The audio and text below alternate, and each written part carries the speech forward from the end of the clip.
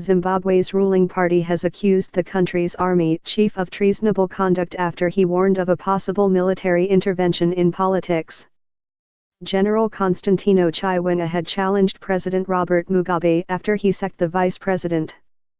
General Chiwenga said the army was prepared to act to end purges within Mr. Mugabe's ZANU-PF party. The party said the general's comments were calculated to disturb national peace and incite insurrection. In a statement, the party said it would never succumb to military threats, and that it reaffirms the primacy of politics over the gun. The statement was signed by S.K. Moyo, the information secretary, on party letterhead paper. The U.S. State Department urged all parties in Zimbabwe to resolve disputes calmly and peacefully and said it was closely monitoring the situation. Mr. Mugabe sacked Vice President Emmerson Mnangagwa last week, amid a row over succession. Mr. Mnangagwa had previously been seen as an heir to the 93-year-old president, but First Lady Grace Mugabe is now the clear front-runner. On Tuesday, BBC correspondents reported that a few armoured vehicles had been seen on a main public road outside the capital city, Harare, having left one of the country's main military barracks, Nkamo. It is not clear where they were heading, but they were not seen on the streets of the city itself.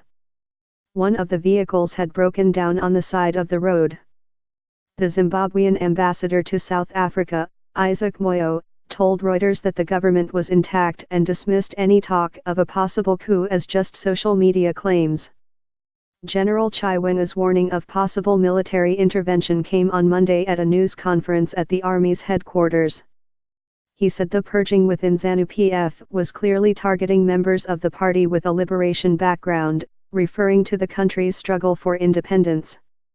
We must remind those behind the current treacherous shenanigans that when it comes to matters of protecting our revolution, the military will not hesitate to step in, he said.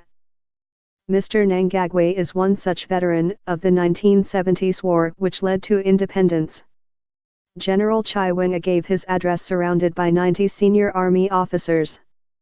But the leader of ZANU-PF's youth wing, Kujai Shipanga, said the general did not have the full support of the entire military. We will not sit and fold hands while threats are made against a legitimately elected government, he warned. The youth wing supports President Mugabe's wife, Grace, as his successor, something which the former vice president had opposed. Mr. Mnangagwa had told Mr. Mugabe that ZANU-PF is not personal property for you and your wife to do as you please before he was forced into exile.